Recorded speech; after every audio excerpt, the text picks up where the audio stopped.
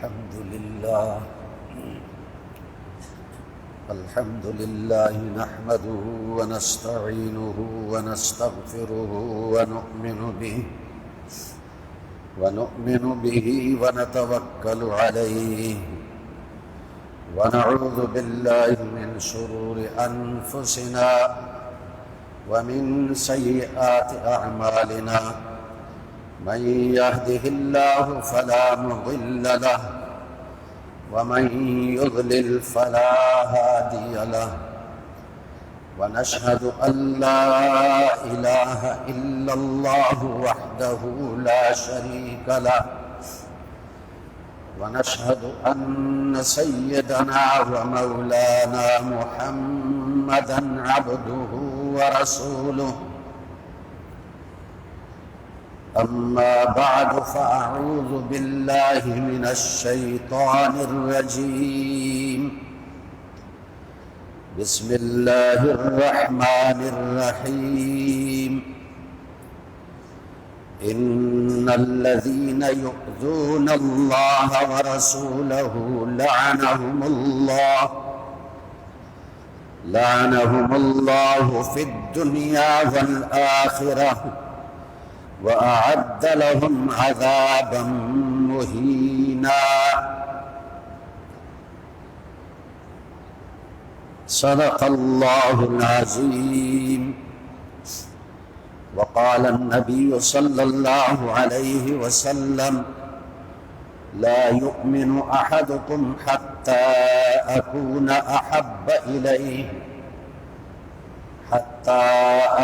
أحب إليه من والده وولده والناس أجمعين اللهم صل على محمد وعلى آل محمد كما صليت على إبراهيم وعلى آل إبراهيم إنك حميد مجيد قابل احترام سامعین گرامی قدر، سورۃ الاحزاب کی ایک آیت کی تلاوت آپ کے سامنے کی ہے۔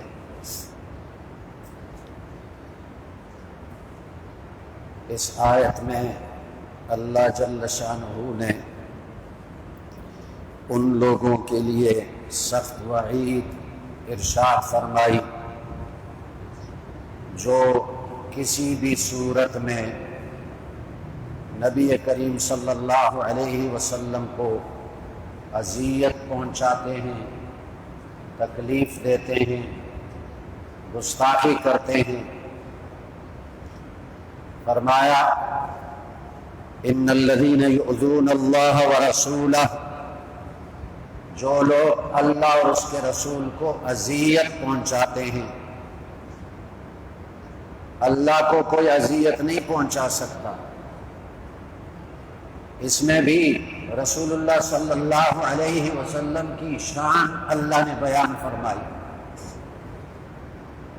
کہ جو رسول اللہ صلی اللہ علیہ وسلم کو اذیت پہنچاتا ہے گویا کہ وہ اللہ کو اذیت پہنچانے کی کوشش کرتا ہے، ایسے شخص سے اللہ ناراض ہوتا ہے۔ فرمایا لعنہم اللہ فی الدنیا والآخرہ، ان پر دنیا اور آخرت میں اللہ نے لعنت کر دی۔ لعنت کا معنی اللہ کی رحمت سے دور ہونا۔ اللہ نے ان کو اپنی رحمت سے دنیا میں بھی محروم کر دیا، چنانچہ دنیا میں ذلت اور خواری ان کا مقدر ہوگی، لعنت جو اللہ نے بھیجی، اور آخرت میں بھی اللہ نے ان پر لعنت کر دیا۔ وَأَعَدَّ لَهُمْ عَذَابًا مُهِينًا، اور ایسے لوگوں کے لیے اللہ نے رسوا کرنے والا عذاب تیار کیا ہے۔ نبی کریم صلی اللہ علیہ وسلم کو جسمانی طور پر اذیت دینا، روحانی طور پر اذیت دینا، تکلیف دینا رسول اللہ صلی اللہ علیہ وسلم کی شان اقدس میں کسی قسم کی ادنا درجے کی بھی گستاخی کرنا، یہ اس کے لیے سخت ترین عذاب اور سخت ترین وبال کا ذکر ہے۔ آپ جانتے ہیں کہ وقتاً فوقتاً یہود و ہنود رسول اللہ صلی اللہ علیہ وسلم کی شان میں گستاخی کا ارتکاب کرتے ہیں، مسلمانوں کے ایمان کو جھنجھوڑتے ہیں، ٹٹولتے ہیں کہ ان میں ایمان کس درجے کا ہے۔ ابھی بھارت کے بی جے پی کی ترجمان نے نبی کریم صلی اللہ علیہ وسلم کی شان میں گستاخی کی۔ اب ہمیں مسلمانوں کو کیا کرنا چاہیے؟ نبی کریم صلی اللہ علیہ وسلم نے تو حدیث میں یہ فرمایا، لا یؤمن احدکم حتی اکون احب الیہ من والدہ وولدہ والناس اجمعین، تم میں سے کوئی شخص اس وقت تک مومن بن ہی نہیں سکتا جب تک کہ اس کو میں اس کے والدین اور اولاد اور تمام لوگوں سے زیادہ محبوب نہ بنوں۔ جب تک والدین اور اولاد اور تمام انسانوں سے زیادہ محبت رسول اللہ صلی اللہ علیہ وسلم کے ساتھ نہ ہو، فرمایا وہ مومن نہیں بن سکتا۔ تو محبت کا تقاضا کیا ہے؟ رسول اللہ صلی اللہ علیہ وسلم کی اتباع کرنا، پیروی کرنا۔ محبت کا تقاضا کیا ہے؟ رسول اللہ صلی اللہ علیہ وسلم کے دشمنوں سے دشمنی رکھنا، رسول اللہ صلی اللہ علیہ وسلم کے گستاخوں سے دشمنی رکھنا، بائیکاٹ کرنا۔ سب سے پہلے میں دو واقعات آپ کے سامنے بیان کرتا ہوں، دونوں بخاری شریف میں ہیں، جو صحابہ کرام کے واقعات ہیں اور گستاخان رسول کے واقعات ہیں۔ ایک واقعہ صلح حدیبیہ کا ہے۔ 6 ہجری میں رسول اللہ صلی اللہ علیہ وسلم 1400 صحابہ کرام کو لے کر حملے کے لیے روانہ ہوئے، لیکن حدیبیہ کے مقام پر جا کر وہاں روک دیا گیا ان کو۔ مشرکین کا تسلط تھا کعبۃ اللہ پر، انہوں نے روک لیا۔ نبی کریم صلی اللہ علیہ وسلم کی اونٹنی بیٹھ گئی، مکہ کے طرف اس کو چلا رہے ہیں، نہیں چلتی، دوسرے رخ پہ چلا رہے ہیں تو چلتی ہے۔ آپ صلی اللہ علیہ وسلم نے فرمایا میری اونٹنی اللہ کے حکم سے چلتی ہے، اس کو اللہ نے روکا یہاں۔ چنانچہ نبی کریم صلی اللہ علیہ وسلم نے جب یہ خبر پہنچی کہ حضرت عثمان رضی اللہ عنہ جو سفیر بن کر گئے تھے مکے والوں کے ساتھ بات کرنے کے لیے، ان کے بارے میں یہ خبر پہنچی کہ وہ شہید کر دیے گئے، تو رسول اللہ صلی اللہ علیہ وسلم نے صحابہ سے بیعت لی جہاد پر کہ ہم عثمان رضی اللہ عنہ کے خون کا بدلہ لیں گے۔ 1400 صحابہ نے بیعت کی۔ جب مشرکین کو یہ پتہ چلا، وہ خوف زدہ ہوئے، مرعوب ہوئے، مقابلے کے لیے تیار نہیں تھے، تو انہوں نے اپنے نمائندے بھیجے صلح کرنے کے لیے۔ کئی نمائندے آئے، انہوں نے بات کی، واپس چلے گئے۔ نبی کریم صلی اللہ علیہ وسلم نے فرمایا کہ جس بات پر یہ صلح کریں گے اور اس میں بیت اللہ شریف کی تعظیم اور تکریم ہو، اس کے لیے میں تیار ہوں۔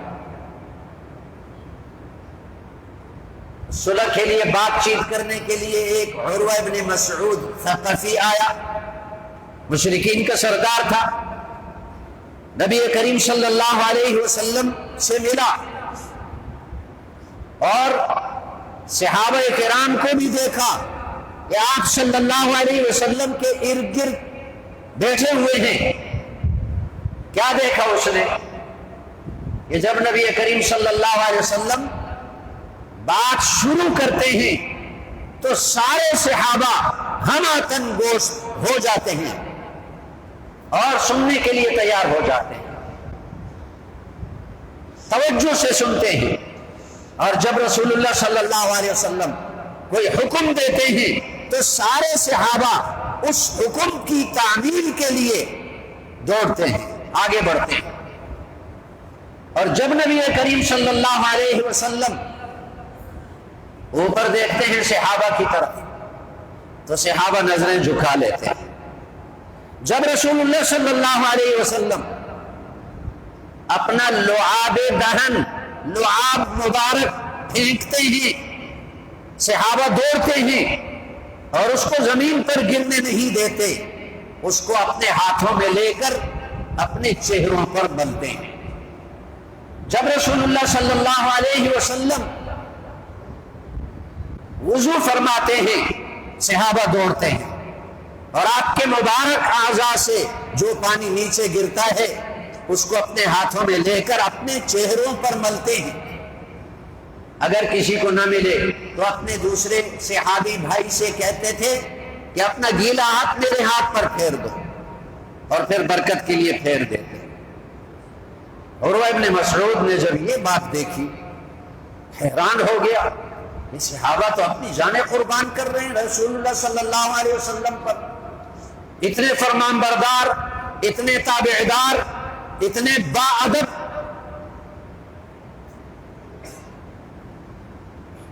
تو ایک بات اس نے کہہ دی، عروہ ابن مسعود نے رسول اللہ صلی اللہ علیہ وسلم سے کہ آپ اگر لڑیں گے اور مشرکین کے ساتھ جنگ کریں گے، یہ جو لوگ آئے ہیں یہ آپ سے بھاگ جائیں گے، آپ کو اکیلے چھوڑ دیں گے۔ ابو بکر صدیق رضی اللہ عنہ ساتھ کھڑے تھے، رسول اللہ صلی اللہ علیہ وسلم تشریف فرما تھے، ابو بکر صدیق کھڑے تھے۔ ابو بکر صدیق کو اتنا غصہ آیا، کبھی اپنی زندگی میں ابو بکر صدیق نے کوئی ایسی بات زبان سے نہیں نکالی، کوئی نامناسب بات زبان سے نہیں نکالی۔ مشہور واقعہ ہے، حدیث میں ہے کہ ان کو ایک شخص گالیاں دیتا رہا اور وہ مسکراتے رہے، ابو بکر صدیق مسکراتے رہے، گالیوں کا جواب نہیں دیا، گالیاں سنتے رہے، جواب نہیں دیا۔ لیکن یہاں جب عروہ ابن مسعود نے یہ بات کی کہ یہ لوگ آپ سے بھاگ جائیں گے، آپ کو تنہا چھوڑیں گے، ابو بکر صدیق نے جو بات زبان سے نکالی، بخاری شریف کی حدیث میں ابو بکر صدیق نے فرمایا، امسس بذر اللات انا فر عنہ وندعوہ، تمہاری جو لات دیوی ہے جس کی تم پوجا کرتے ہو، جس کو تم خدا مانتے ہو، جاؤ اس کا شرمگاہ چوم لو۔ یہ سخت ترین بات ہے۔ کیا ہم رسول اللہ صلی اللہ علیہ وسلم کو اکیلے چھوڑ کر چلے جائیں گے؟ جہاں محبت کی بات آتی ہے وہاں عقل مغلوب ہو جاتی ہے، محبت غالب آ جاتی ہے۔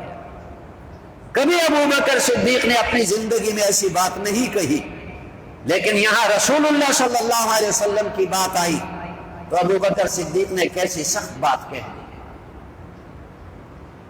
اور چونکہ عربوں کا یہ طریقہ تھا، مذاکرات ہوتے تھے، جرگے ہوتے تھے تو دوسرے کی داڑھی پر ہاتھ لگاتے تھے، اس کی داڑھی کو پکڑتے تھے۔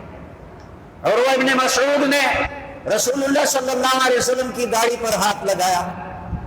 جب بھی ہاتھ لگاتے تو مغیرہ ابن شعبہ رضی اللہ عنہ پاس کھڑے تھے اور اپنی تلوار کے دستے سے اس کے ہاتھ کو مارتے تھے اور کہا، دفع کر اپنے ہاتھ کو رسول اللہ صلی اللہ علیہ وسلم کی داڑھی سے، تیرا ناپاک ہاتھ اس داڑھی تک کیسے پہنچے؟ جب عروہ ابن مسعود ثقفی واپس چلا گیا.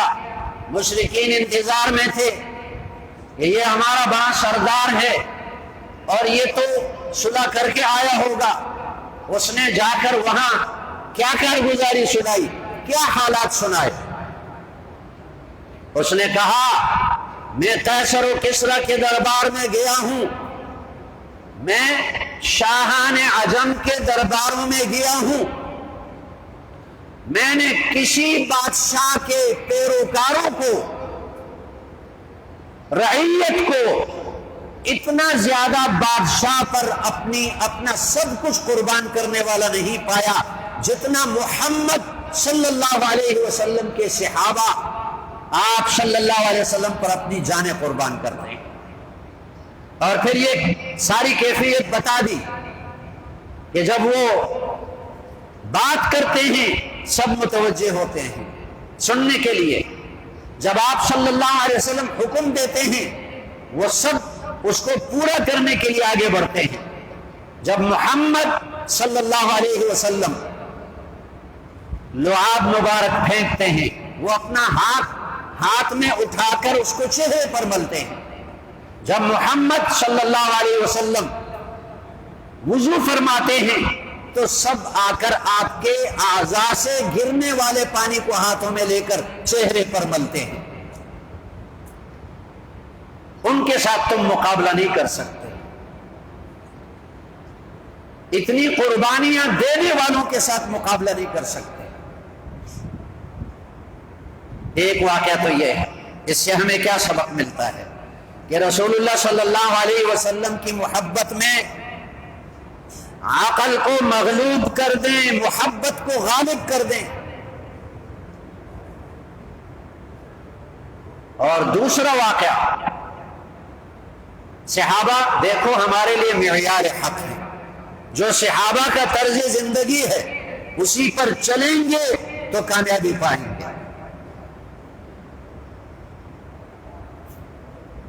یہ جو رسول اللہ صلی اللہ علیہ وسلم کے اعضاء سے پانی گرتا تھا یہ تو آپ کے جسم کے اندر سے نہیں نکلا, یہ زمین کا پانی تھا. لیکن جب رسول اللہ صلی اللہ علیہ وسلم کے جسم سے نکلا, جسم کے ساتھ مس ہوا, لگ گیا, یہ اتنا بابرکت بنا. تو آئیے دیکھتے ہیں رسول اللہ صلی اللہ علیہ وسلم کی سنتیں جو آپ نے ادا فرمائی. رسول اللہ صلی اللہ علیہ وسلم کا لباس جس طرح آپ نے پہنا, شکل و صورت جیسے آپ نے بنائی, احکامات جیسے دیے, یہ تو رسول اللہ صلی اللہ علیہ وسلم کے اندر سے نکلے ہیں. آج مسلمان اس سے تبرک لینے کے لیے تیار نہیں, اتباع کے لیے تیار نہیں, اطاعت کے لیے تیار نہیں. دوسرا واقعہ 3 ہجری کا واقعہ ہے. نبی کریم صلی اللہ علیہ وسلم نے صحابہ کی ایک جماعت بھیجی کفار کی جاسوسی کے لیے. 10 افراد پر مشتمل جماعت تھی. عاصم بن ثابت رضی اللہ عنہ کو اس کا امیر بنایا. عثفان کے مقام پر پہنچے تو مشرکین کا ایک قبیلہ تھا بنو لحیان, ان کو پتہ چلا کہ مسلمان آ رہے ہیں. انہوں نے 100 تیر انداز تیار کر دیے اور مسلمانوں پر حملہ کرنے کے لیے نکلے. جب ان کو پتہ چلا کہ ہمارے مقابلے کے لیے 100 تیر انداز آئے ہیں, ایک ٹیلے کے اوپر چڑھے. ان 100 تیر اندازوں نے ان کا محاصرہ کر لیا اور یہ کہا کہ تم اتر جاؤ, ہم تمہیں کچھ نہیں کہیں گے, وعدہ کرتے ہیں ہم کچھ نہیں کہیں گے, اتر جاؤ, تسلیم ہو جاؤ. عاصم ابن ثابت رضی اللہ عنہ فرمانے لگے میں تو کسی کافر کے ہاتھ میں ہاتھ نہیں دیتا, میں لڑوں گا ان سے. چنانچہ وہ لڑے. 7 افراد ان میں شہید ہوئے اور 3 افراد وہ نیچے اترے, ان کے ساتھ چل پڑے. ان میں سے جو تیسرا تھا انہوں نے دیکھا کہ مشرکین نے کمانوں کی تانتیں کھول کر ان کو باندھنا شروع کیا. کہنے لگے یہ دھوکہ ہے، میں تمہارے ساتھ نہیں چلوں گا، مجھے اپنے شہید ہونے والے بھائیوں میں نمونہ ہے۔ وہ بھی شہید ہو گئے، دو چلے گئے، خبیب ابن عدی رضی اللہ عنہ اور زید ابن دفنہ رضی اللہ عنہ، دونوں ان کو لے کر گئے، اور ان دونوں نے غزوہ بدر میں بڑے بڑے سرداروں کو قتل کیا تھا۔ مکہ میں لے کر جن سرداروں کو انہوں نے قتل کیا ان کی اولاد پر ان کو فروخت کر دیا، قیمت وصول کی ان کو فروخت کر دیا تاکہ ان سے تم اپنے باپ کا بدلہ لو۔ تو حضرت خبیب رضی اللہ عنہ کا واقعہ لمبا واقعہ ہے، زید ابن دفنہ رضی اللہ عنہ کا واقعہ یہ ہے کہ کچھ دن انہوں نے اپنے گھر میں رکھا۔ صفوان جو غزوہ بدر میں مارا گیا، اس کے بیٹوں نے ان کو اپنے گھر میں رکھا، اور پھر بدلہ لینے کے لیے، سولی پر چڑھانے کے لیے ان کو لے کر گئے حرم سے باہر مقام تنعیم پر، جہاں سے حجاج کرام مکہ سے جا کر وہاں قریب ترین میقات ہے، وہاں سے عمرہ کا احرام باندھ کر آتے ہیں، وہاں ان کو لے جایا گیا، اور جب سولی پہ چڑھا دیا گیا، ابھی ان کو قتل کرنا ہے، تو ابو سفیان مشرکین کا سردار وہ کہنے لگا ان سے، زید ابن دسنہ رضی اللہ عنہ سے،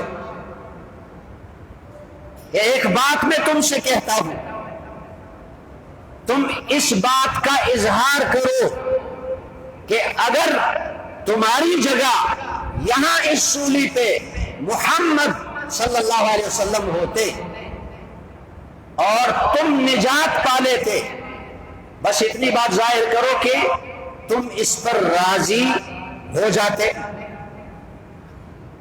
محمد صلی اللہ علیہ وسلم کو کیسے گرفتار کر سکتے ہیں؟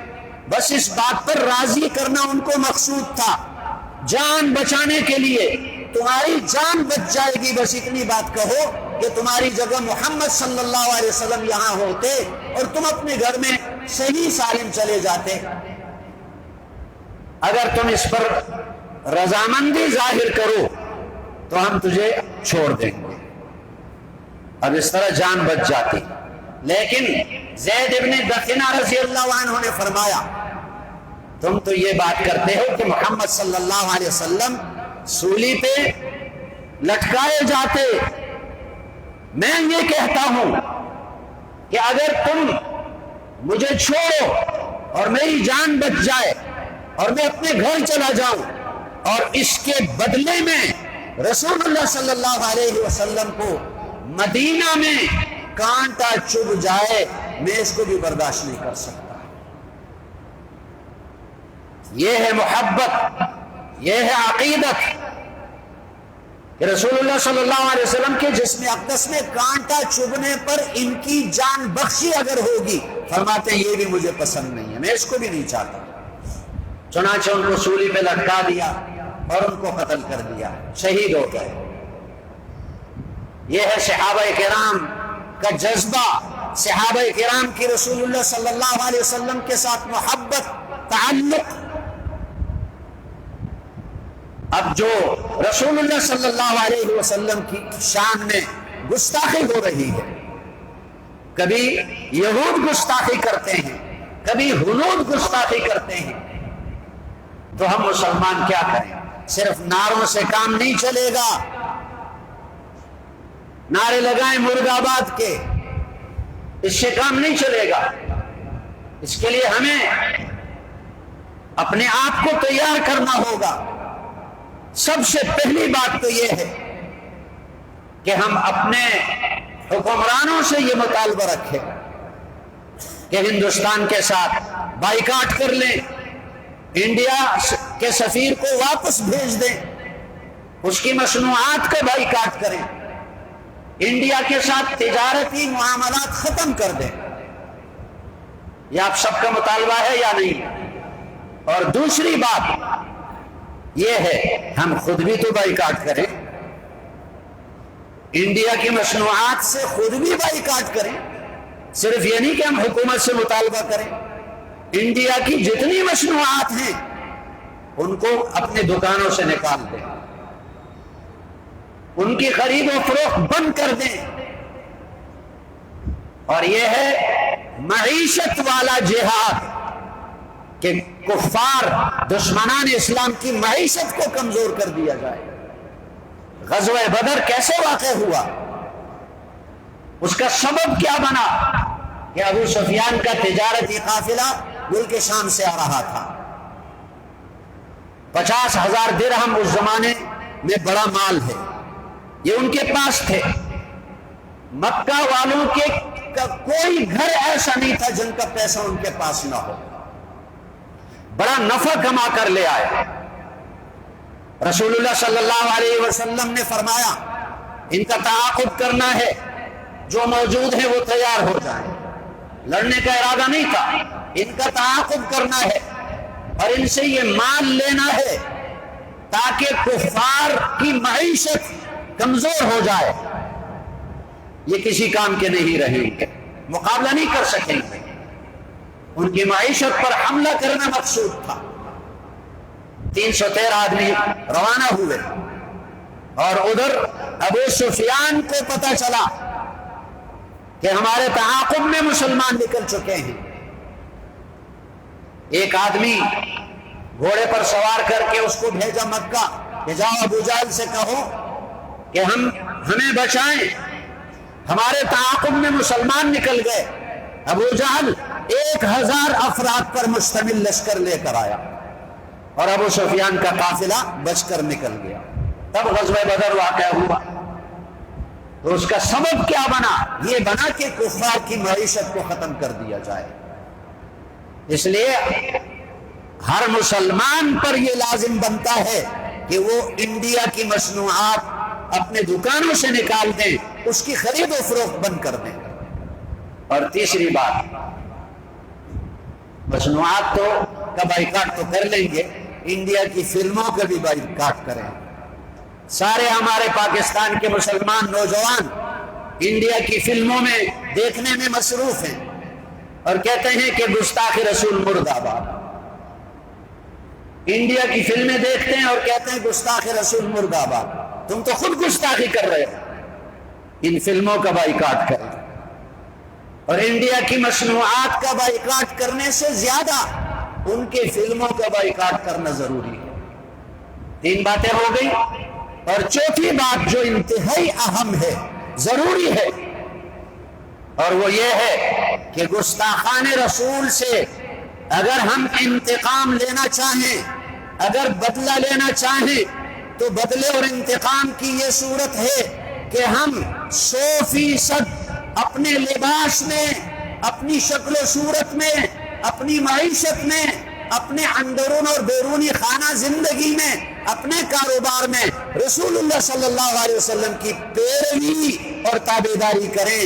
اس طریقے پر ہم انتقام لے سکتے ہیں دشمنان رسول سے. اس کے لیے تیار ہونا ضروری ہے. رسول اللہ صلی اللہ علیہ وسلم جیسی زندگی اپنائیں، رسول اللہ صلی اللہ علیہ وسلم جیسا لباس اپنائیں. آج ہم لباس میں کیا مرد ہیں اور کیا عورتیں ہیں، غیروں کی تقلید کر رہے ہیں. حکم یہ ہے کہ مرد ٹخنے نہ چھپائے، وہ چھپاتے ہیں. حکم یہ ہے کہ عورتیں ٹخنے چھپائیں، پیر چھپائیں، وہ آدھی پنڈلی تک شلوار رکھتے ہیں. تقلید نصارہ کی ہے لباس میں، شکل صورت میں تقلید نصارہ کی ہے، اخلاق میں تقلید ہندوؤں کی ہے. شادی بیاہ کی تقریبات میں ہندوؤں کی رسومات اپناتے ہیں اور دعویٰ یہ ہے کہ رسول اللہ صلی اللہ علیہ وسلم کی محبت ہے، ہم جان بھی قربان کر دیں گے. چھوٹی قربانی نہیں دے سکتے اور کہتے ہیں ہم جان بھی قربان کر دیں گے. اس لیے اگر گستاخان رسول سے انتقام لینا ہے تو یہ عہد کر لیں سارے مسلمان کہ انشاءاللہ ہم رسول اللہ صلی اللہ علیہ وسلم کے ہر حکم، ہر سنت، ہر طریقے پر عمل کریں گے انشاءاللہ. اللہ تعالی ہمیں عمل کرنے کی توفیق عطا فرمائے. سبحانک اللہم و بحمدک.